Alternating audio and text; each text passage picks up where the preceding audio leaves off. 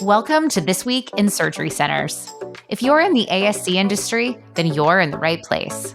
Every week, we'll start the episode off by sharing an interesting conversation we had with our featured guest, and then we'll close the episode by recapping the latest news impacting surgery centers. We're excited to share with you what we have, so let's get started and see what the industry's been up to. Hi, everyone. Here's what you can expect on today's episode. I am joined by Jeffrey Flynn, Chief Operating Officer at Gramercy Surgery Center and President of the New York State Association of Ambulatory Surgery Centers. As part of our series on improving patient experience here on the podcast, Jeff gives us an inside look at how Gramercy delivers superior patient care at scale.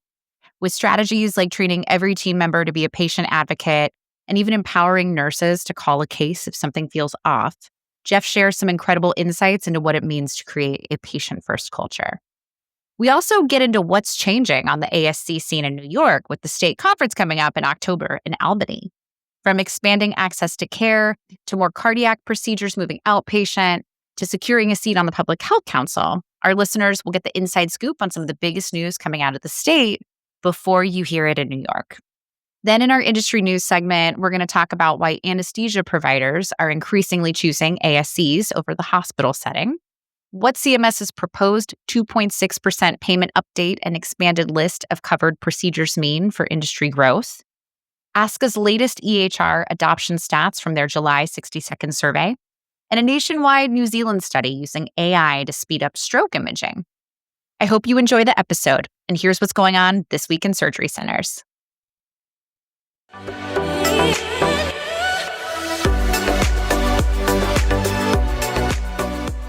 Hi, Jeff. Welcome to the This Week in Surgery Centers. Thanks so much for joining us. Can you introduce yourself to the audience and tell us a little bit about your role at Gramercy and with the New York State Association as well? Sure. Thank you, Alex, for having me. My name is Jeff Flynn. I'm Chief Operating Officer of the Gramercy Surgery Centers, which are located in Manhattan and Queens in New York. And I'm also president of the New York State Association of Ambulatory Surgery Centers. Fantastic. I wanted to have you on because there's a lot of exciting stuff happening in New York, which we're going to get into. We're also talking patient experience right now on the podcast. And I know that you have some really incredible stuff that you've been doing at Gramercy. So I wanted to ask you a few questions about that. Let's talk a little bit about growth at Gramercy. I understand that you've grown a ton the last few years. So how have you made sure that the patient experience has remained personal, efficient, and centered on comfort? That's a good point, because I think that's where a lot of centers, if they experience a tremendous growth, that's where things start to lag. I think one of the things is, and I've always made it a point to make sure that the patient experience, really training our staff to begin with, that the patient experience is utmost at the top of the list. And one of the things is if a patient doesn't have a good experience, I will call the patient directly myself, no matter what it is. I'm sorry it wasn't the experience you wanted. Please tell me about the experience, because I think that in all complaints, there's some validity along the lines, but also teaching your staff that they're coming in for surgery, their anxiety, and it's very important to do that. It's interesting because I just looked back on this because yesterday was my 23rd anniversary at Gramercy. Awesome. Congratulations. I started the company with the founder of the company, Katie Chang. And from day one, we wanted it to be about patient experience. We wanted to be access of care for doctors who needed to get into the ORs. There was a shortage of ORs in New York, so that's where we started out. And just along the way, each time we've always kept in mind, even as we've grown, have a second site in Queens, it was really concerning to make sure that when the patient left the place, we want that patient to say, I had a wonderful experience. What we see is, it's the chaos of hospitals and larger places, we really see a lot of problems in the sense of there's 10 or 15 people talking to a patient from start to finish. If you go to an outpatient surgery at a hospital, you talk to so many different people. When a patient comes back and names the nurse that helped, I had one nurse who admitted me. There was another nurse in the OR who handed me off to another nurse. When you mention those three names, because they've introduced themselves, they're there for them, they're the patient advocate, you've done a successful job because you really did make an impact on the patient, and it's really teaching your staff that impact is crucial. One of the bigger issues I've noticed, and I know that HST does this, other companies do it too, specifically is patient communication. One of the best parts about the anxiety and the experience is if the loved one waiting for the patient knows exactly where the patient is throughout time. They're in pre-op, they're in the procedure, they're in post-op. And that's one of the big issues that go forward. I also insist that the doctor speak to the patient's family. That's a strict rule that we have, that you're not going to just send a nurse out to say that you're going to go out and say, you're going to spend 2 minutes to just tell that everything's okay, the procedure went well. And that makes them feel heard. Because the doctor finds out when he goes to the office, the patient comes into the office and says, oh, you went out and spoke to my wife, my husband, whoever it is. And it just is a better experience for the post-operative period too. You've also mentioned before that Gramercy serves a pretty diverse patient population in New York. How do you adapt your care model to meet potentially different cultural, linguistic, socioeconomic needs? The bottom line is, I think, especially if somebody's going into a surgery, you're about to be in a very vulnerable position. You're going to be under anesthesia. First and foremost, I think you have to have a diverse staff. If you walk in and see somebody that looks like you, there just is a level of anxiety. It's softened immediately as you walk in. If there's eye contact with the patient and everything right off the bat. We have several multi-languages, obviously, specifically in Queens, but also in Manhattan. We do have a number of staff that speak several different languages, as well as the fact we do have the backups for the rare ones we don't have. I really do think it's important to have patient information also translated into their language is key factors too. We're in not downtown Flushing, but the north side of Flushing. But if you walk into Flushing and you just have English and Spanish, you just must have the population here. You need to have it in Mandarin. You need to have it in Korean. And it's just having that other information for them. They feel like that it's been thought of. And that's a better experience for the patient also. We've talked a little bit about this, but surgery is stressful. What other steps do you take at Gramercy to try to reduce anxiety for patients? One of the most simple things, which is really one of the things, is making sure the facility is absolutely spotless. Make sure your facility is clean, because I have to tell you, if you walk in and you walk into a dirty bathroom, I hope the OR is clean. It's just one of those things that that's going to run through their mind. Having a culture in place that, if there's a piece of paper on the floor, if I'm walking through Gramercy, I immediately pick it up. And I want everybody else to feel that they need to pick it up, or that they will intervene in a situation and not just wait for something.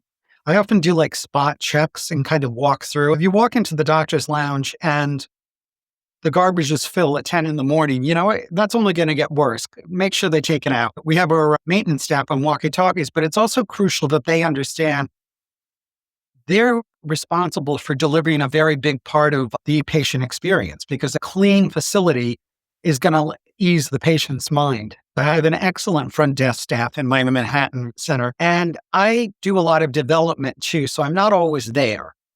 And I do remember it was a hospital administrator who reached out to me and said that he had a very good friend that was having surgery the next day. I said, oh, I'll go and say hello to him. And that particular hospital administrator was being the patient's escort when they left. So I walked over to meet the patient, and we had a new person behind the front desk, which was great. I was waiting for the patient to just finish with the front desk before I said hello. And without a step, the new employee smiled at me and asked for me for my insurance card and my ID, and that they would be happy to take care of me. And it was perfect. I remember they were horrified. I was like, absolutely not. That's exactly what I want. You're not waiting for somebody to address you. You're walking in, somebody says hello to you right away with a smile. That's a real crucial aspect of it. One doctor sent me something on Saturday about Friday. He said the person at the front desk was absolutely wonderful to my staff member. She said she came in, it was early in the morning, it was 6:30, disheveled, just getting up for surgery, not having eaten and everything else. And he walked her right to her seat, let her handle just the paperwork from the chair, taking the tablet over. They really enjoyed that. And it's important that you point that out to your staff, that you're hearing that back, so that they're getting positive feedback and not just, hey, there was a complaint here. You really have to encourage your staff to be like that. How do you describe the culture at Gramercy when you are onboarding somebody new? This is not part of your culture values as you talk about it with staff. Tell me a little bit about that. Very much so. And, I view Gramercy kind of like as a family. I somewhat have expanded that to New York State's ambulatory community too, is that, we know each other and we're here to support each other.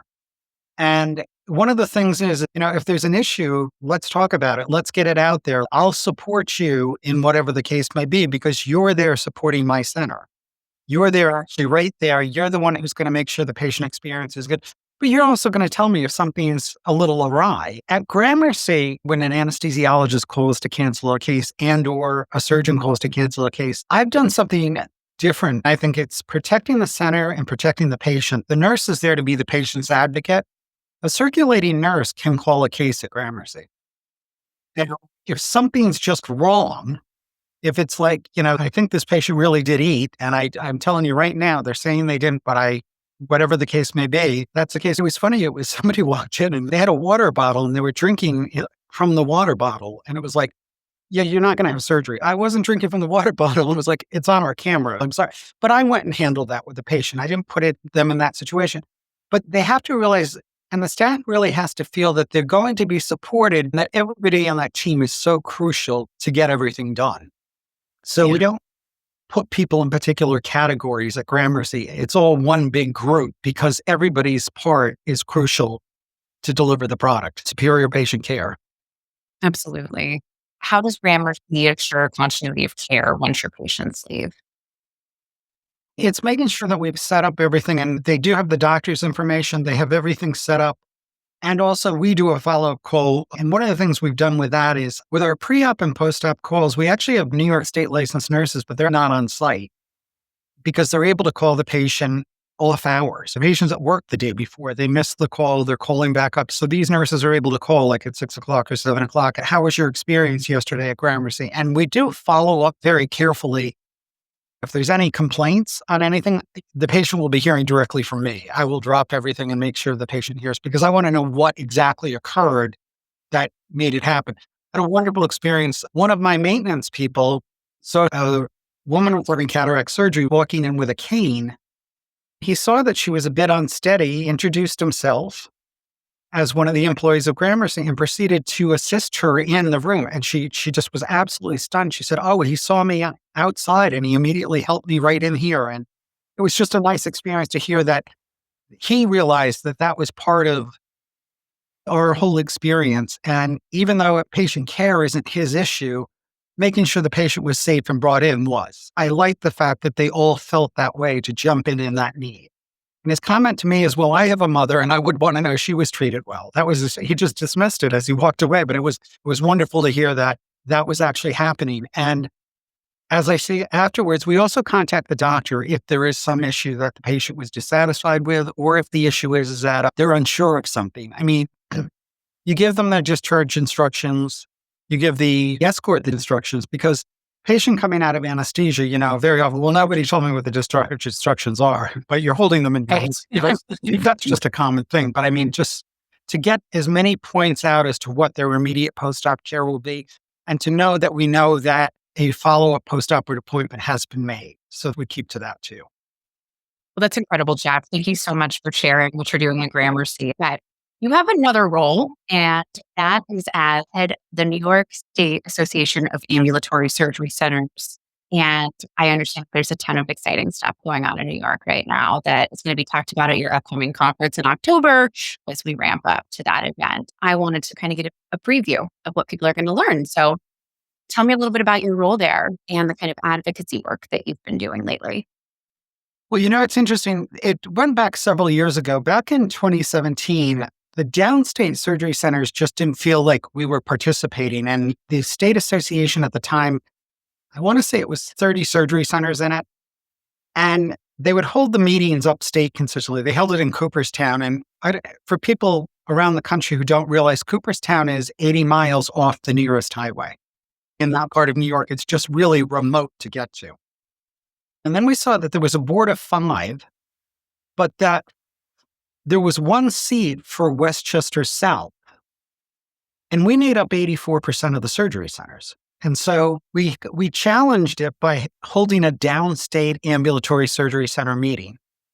We did invite the president at the time to come, and he did come. The one factor that happened was I approached him about, you're announcing it's in Cooperstown again. He said, well, that's kind of the direct center of the state. And I said, not by any means is it the direct center of the state. So I asked him, to take a chance and let the people who ran the downstate conference, let us chair the conference. And he agreed to, and I said, but we also need to reform the organization. And we started talking with different people around the state. One of them, he's now on the ASCA board, and he's my predecessor, John Van Valkenburg from Upstate Orthopedic Ambulatory Surgery Center in Syracuse. And he was feeling the same thing, that there really wasn't a connection. It really was like they'd show up at a conference, but nothing really got done. We ran the conference where it was only surgery center members that were there as attendees. There were exhibitors there to go through. And at that one, we changed to a board of 15. And I was elected to that board. I went in, and I remember the first thing I knew that needed to happen is that John would take over as president, because it was very important that it was upstate. This wasn't an upstate, downstate thing. It was a group of people who wanted to work together. And then we got a new lobbyist who really had a strong relationship from the Department of Health, had a strong relationship with the governor's office, and she took a chance on us too at the time. She had just started her company, Lisa Altieri, who is now our executive director, in addition to being our lobbyist. And what happened is she kept telling us, what are your priorities? And everybody would say, nothing. It was like that. Then we got very organized. We ran a conference upstate, downstate. We were really working well together. And it was then we said we should look at some priorities. What do we want to do as an organization? So we're not just a conference. And there's a lot in New York State that even the Department of Health didn't really know to utilize us in certain things. And then when COVID happened, we decided to do a daily phone call, separating fact from fiction, because that's what was happening in March of 2020. People were just saying anything. Absolutely. And then the Department of Health suddenly realized that, well, they might be a resource for us. And they actually started joining the call. So it was like we suddenly got recognition that we were there. Initially, we weren't even thought of because we applied to be able to be open as an essential service. And I remember the response we got back from the application was, you are deemed an essential service. Like it was almost, don't bother us again. And they really didn't put surgery centers down in that list. So we had some work to do to educate people. And then one of the things we did was get our legislatures into centers. Get people into centers. And we really started and strived to do that. And Governor Hochul, when she was lieutenant governor, she actually came and visited Gramercy Surgery Center in Queens here. And she found out what a surgery center was. She was understanding that our founder passed away in 2020, Katie Chang. This was actually the first woman-owned surgery center in the state of New York. Wow. And she was actually friendly with the lieutenant governor at the time. And so she was able to talk a little bit more about it as the transition happened. And then she became the governor. There was more opportunity to work with everybody. And what did we want to do? The Public Health Council, there's a feeling that they have a negative view of surgery centers. We cherry pick cases. We don't take Medicaid cases. It angers me when I hear that because, like, for instance, in New York City alone, back in 2022, they asked us, oh, well, you're not doing colonoscopies. We did 22,000 colonoscopies on Medicaid patients. We have a center in the Bronx that is 80% Medicaid, where there would be no way for those 7,000 patients to be treated anywhere annually. Mid-Bronx Surgery Center. Actually, it's in the district of the Senate Health Committee chair, and he actually came to it. He is very pro-ASC. I think we've gotten him through about 8 surgery centers in the state. And he's also one that has encouraged his other members to see it. So we've had a number here in Queens and in Manhattan, the same thing. Speaker Hastings has actually come to Gramercy, Manhattan, and also Eastside Endoscopy, which is one of the SCA centers. We're located in the same building. So it's one of those things we can show the multi-specialty and the GI specialty all in one building. But in addition to that, we wanted a seat on the Public Health Council. It actually passed both houses unanimously, and the governor signed it into place, finally giving us as independent surgery centers a seat on that board so we could actually dispel some of the issues that we hear about consistently. And one of the big things is we can be a tool to assist in providing access of care. So we're not looking at it just from a standpoint, we're private, joint venture, or with hospitals, but we can actually be part of that experience to get access of care to people. And we started to get people to listen to that. There's 22 cardiac codes that are actually approved in 2020 to be done in ambulatory surgery centers that CMS approves. Immediately, New York State said, no, you couldn't do that. And several states have the same situation. But over time, a number of states have actually changed that. And there are 26 states now that are currently doing cardiac. Well, we got that in front of the governor because we've met with her several times. There were studies out, not a lot of information, but studies out that it also didn't hurt the hospitals in the states that it was being done in because their cath labs were clogged already. So what happened is the diagnostic ones and lower acuity ones were able to shift into certain centers, but those were replaced by higher acuity. So you're actually getting access of care to the patients. In Brooklyn, we're estimating 14% to 15% of the people who actually have cardiac issues to begin with are not getting treatment at all. It's because there isn't access of care. It's an emergency room. It's a clinic. Right. There just isn't people going out in that care. In addition to the fact, the cost efficiency, we could save the Medicaid system a significant amount of money if we're doing more of those procedures and higher acuity procedures in the ASC setting. So there needed to be discussion about that. And finally, the governor is in favor of this. And the health department actually has proposed this to go forward and has given a date that they would like to see regulations by December to be implemented at some point next year. So that's a really big thing that's going to happen to open up access to care in New York. So we're very excited about that. But we're also excited in looking around the state so that each place has a pinpoint to, we can start a cardiac program here, we can start one here. And in many cases, we're working with hospital systems to do that. But in addition, what we'd like to see was there to be more of a discussion about Medicaid to begin with. Right. The hospitals get paid a higher rate than we do, but in addition to the fact, they're allowed to bill the codes where they get paid for the implants and they get paid for the supplies. We're not allowed to do that in the ASC setting. If we could just do that in the ASC setting, and this is a discussion we're having now with the state leaders, and this fall is the budget season where the governor will present a budget in January. They're actually allowing us to participate in that conversation of what could change. Because a lot of times the implant is more than what the reimbursement is. So you're underwater to begin with, you can't afford to do that case. But if the implant was paid for, there's so many more cases we could do. And they're paying for it in a hospital setting already. And that's where most of those cases are getting done. Another issue of access is the length of time it takes somebody to get when they're waiting on a hospital list versus an ASC list. And so that's where we really do feel we can transform healthcare. And it's working with the government leaders. They're excited that when we're filming today, and it's actually happening on Monday, is Governor Hochul is going to visit probably our most technologically advanced new center that opened. It has integrated some AI into their sterilization processes. It's implemented programs into the patient trackings, which is also there. It's a beautiful center too. And she is from Buffalo, incidentally. So we're showing her in her own hometown that we don't have to just show her New York City surgery centers. We want to show her across the state. And she's been very helpful to us. She made the comment at a reception we had that the ASCs of New York are part of her solution to deliver healthcare to the 20 million people in New York. That's a crucial point. And she said it's the patient experience, it's the cost of care. And obviously, she's very concerned about what will happen in the Medicaid budget in the upcoming years to come. We only have 182 surgery centers in the state of New York, and we're 46 per capita in the nation because of that. If we're going to start saying, oh, you're my competitor, that's not where it goes. There's so much business, there's so much access care issues that need to be done. We should be colleagues. We should be supporting each other. In certain instances, we should be policing each other. The state treasurer actually is CEO of Eastside Endoscopy, and that's in the concourse of the building where Gramercy Surgery Center is on the 10th floor. We constantly borrow stuff from each other or pop in to visit each other, or it's just different things. But also, if anybody calls up and says, I'm out of this and I need this. Of course, if we have it, we're going to share it with you. And share it back. It's building that type of community with each other. And I do think that it started with our calls during COVID because we were kind of concerned about it. What was going to happen? And then all of a sudden we realized we're all in the same boat. We're only doing essential procedures. But it was exciting when we finally got through and realized now it's time that we can really learn from each other, but also support each other. We've had 6 surgery centers that have been hacked. And it's wonderful that if you're one of those centers that you can talk to somebody else who's in the same position you are. Mm-hmm. You're going to have to send out a notice, but just having that support with each other and be able to have those conversations with each other, that's out there, that's happening. And it's also learning the fact the health department's not your enemy. And trying to teach each of our centers around the state, the health department, you should be able to call them and get a guided resource from them.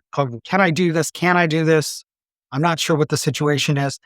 There's so many people are willing to help. And that's one of the things I'd like to see happen. And I've been going to the establishment meetings of our public health council because we want to meet the elder of who's applied and who just got approved for a surgery center. Because I tell them that's when you should join our organization, not after you built. You're going to have thousands of years of experience of different people you can reach out to so you don't make the same mistakes. Opening up a surgery center in the state of New York, we've all done it by the seat of our pants. So, I mean, I jokingly tell people I do drink the ASC Kool-Aid 100%. But it's not just for my own centers. I want to see the access of care grow. We're in a certain window of opportunity of a number of things happening in New York with our FIPC, with cardiac, and with this bigger Medicaid discussion that we have really made known that they do know who our organization is. We were the ones who consistently lobbied the governor, the health department to make this happen. And it's not to take credit for it, to be honest with you. It's really to give better patient care and better patient access out there. I do want to share one story with you about the access of care, which is important across the state to hear. There is a cardiac group in New York, and it's called the Soaring Medical Group. I actually do believe that Dr. Puma, who runs it, has actually been on this podcast. He had two patients that came in, called in. One was a patient who didn't speak English, who called into the helpline. They told him, show up at 8 o'clock tomorrow morning. One was a VIP patient that got through, show up at 8 o'clock in the morning. They had doctors positioned in all cath labs every single day of the week, 2 doctors in each one, wherever they are. Both patients had clots, so both patients were going to have to be stented. Both patients go to Presbyterian Westchester. The VIP patient goes there. The patient goes there who was a Medicaid patient. Both of them got done that day and left, but they left corrected. They didn't just put them on a blood thinner to figure out what was happening. They looked at it. They saw the clot. They went in. They fixed the problem. And both patients were home by 5 p.m. that night. Had that Medicaid patient gone into an emergency room and not sought out the Soaring Group to begin with, he wouldn't have got care like that. He would have been put on a blood thinner, sent home. And I'll tell you, the punchline in this story is I was the VIP patient. I saw the care the other patient got. The patient got the same care I got. Those are the people that I'm proudest to work with, that they took those 2 patients and they put them both in that care. They didn't even admit them through the emergency room because they had access to the thing. They admitted them directly into the cath lab. I remember telling the governor this story is that that's the type of care she wants New Yorkers to get. And it's nothing against any of the emergency rooms in New York, but they're dealing with trauma. They're dealing with a number of things, limited resources.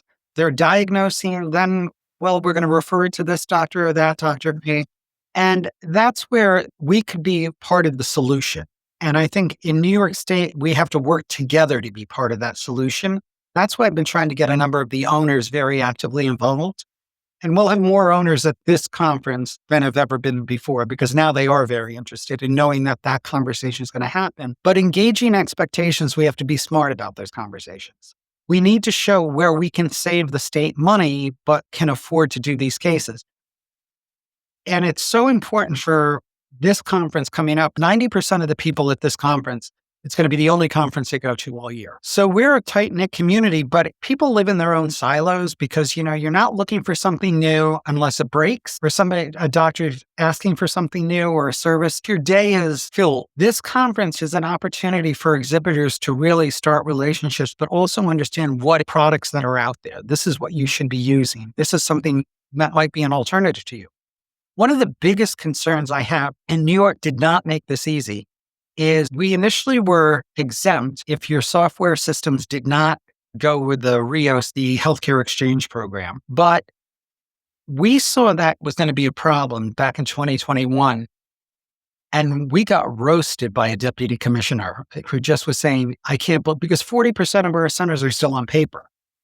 We knew that something was going to come to this. Mm-hmm. Last May, the Public Health Council took the exemption away. The way New York State made it difficult, they divided the state into 5 regions, and they picked a different company for each region. So for any of our software vendors that we use, you suddenly had to work with 5 different companies with the RIOS to go through, and some weren't very cooperative. Some were. Now, they've just changed as of September 30th, we all have to sign new agreements, but we can pick any company of the 5 we want. And I'm encouraging people to pick the ones that have worked with HST, has worked with CIS, has worked with Provation. There's going to be a penalty at some point next year where we're going to lose part of our Medicaid money if we are not participating in the healthcare exchange. But one of the things is getting that information out to people to say that this is true, this is coming. We also have a threat with the Grieving Families Act up again in New York. we're very thankful that she has vetoed it twice. And we're hoping she vetoes it a third time because she actually understands that it's really affecting the cost of doing business. And the other factor is in New York State, we train almost 20% of all of the surgeons in the nation here, yet 90% of them leave New York. And it's how do we attract people to stay in New York? And that's another big question the governor's addressing so that there are people to treat patients here in New York. Anesthesia is another big one, is that we have such a threat with the shortage of anesthesia now and how it's gone up. Do we change anesthesia in New York to allow nurse anesthetists to work independently? Will that improve access of care? But anesthesia really across the board, I think in the country, is the number one threat to ASCs right now, is the coverage of it. 3 years ago, we were not paying for anesthesia, and now with the fact of the shortage of them, the salary hikes that have occurred there, both with nurse anesthetists and with anesthesiologists, that's really been a situation we need to talk about. And that's another community thing. And as I said this time, we're really excited that this is really going to turn out to be probably our best attended conference, but also with a number of owners attending, administrators, DONs attending. This Week in Surgery Centers is going to be there too. So we're very excited about that. And our state health commissioner, Dr. McDonald, is going to be the keynote speaker. And it's interesting, this year, he's going to be talking about how the ASCs can team up with the health department and him to provide more access of care.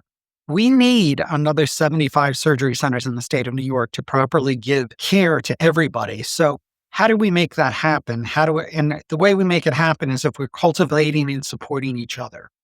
I consistently talk with different people who talk about wanting to open a surgery center, and I'm always open to that conversation. It's not a secret sauce by any means. It's just your determination. Do you want to do it? And do you have the wherewithal to do it?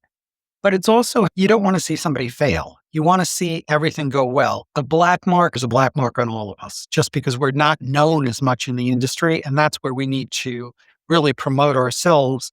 Because in the past years, we've been bad advocates. And it's, I'm excited. Not only is the governor visiting on Monday, North Towns, State Senator Jackson is visiting a center in the Bronx on Monday. And the more we can get out there to educate people about that, our legislators about it, and the more they see us as they're battling this budget and what will happen with Medicaid, we really can be that solution. Fantastic. I mean, there is a ton of stuff going on. So I would encourage anybody who's in New York or in the region who maybe doesn't have their own state conference or association to definitely join us. Remind me, dates, location.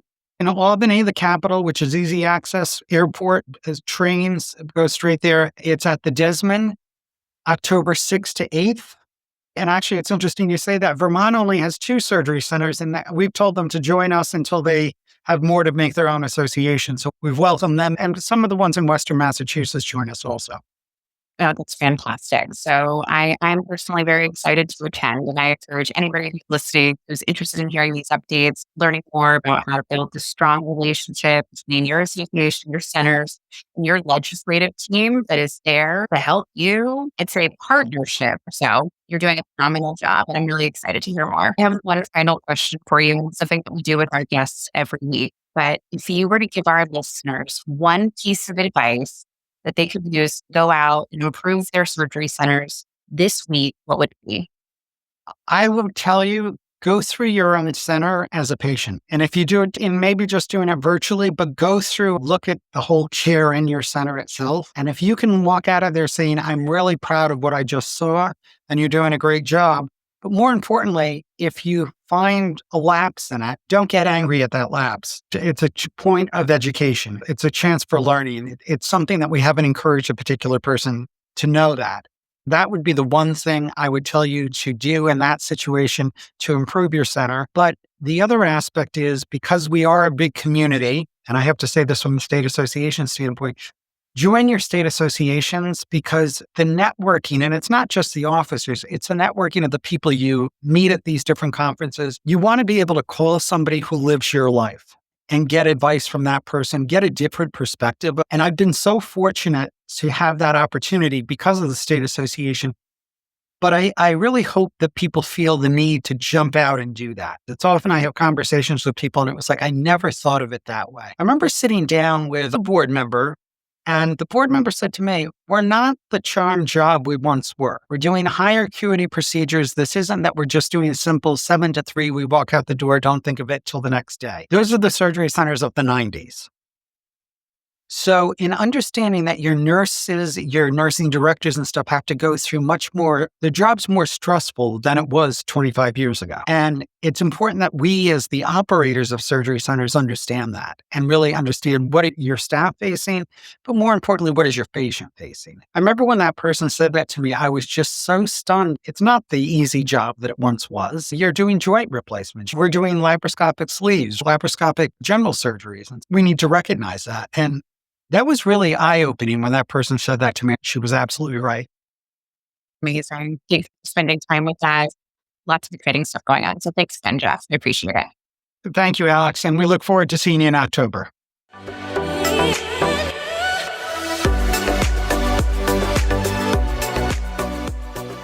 As always, it's been a busy week in healthcare, so let's jump into some of the latest news and headlines. A recent headline from Becker's spotlights a growing trend. Anesthesia providers are increasingly drawn to ambulatory surgery centers, and it's not just about money. Many say ASCs offer better work-life balance, less red tape, and a close-knit culture compared to hospitals. In fact, some hospitals have even tried to mimic ASC scheduling to keep their staff happy, but so far, the ASC environment still comes out on top. Autonomy is another big perk. Anesthesiologists and CRNAs who are frustrated with hospital bureaucracy value the freedom that ASCs provide, including the option of flexible 1099 or W-2 pay structures. There's also the chance to shape patient care more directly. ASCs give anesthesia providers an active role in designing efficient workflows, improving post-op pain management, and boosting overall outcomes. And leadership opportunities abound. Anesthesiologists often become medical directors, influencing everything from EHR strategies to supply chain and revenue cycle processes. Simply put, ASCs offer anesthesia providers the chance to practice at the top of their license and have more control over both their schedules and their careers. For the ASC industry, the message is clear. Attracting anesthesia talent isn't just about pay, it's about autonomy, culture, and leadership. ASCs already have the efficiency advantage. Now they can double down on being the workplace of choice for anesthesia providers who are ready to lead and not just follow. And while we're talking industry trends, another recent Becker's article unpacks some of the big policy moves that are fueling the ASC boom.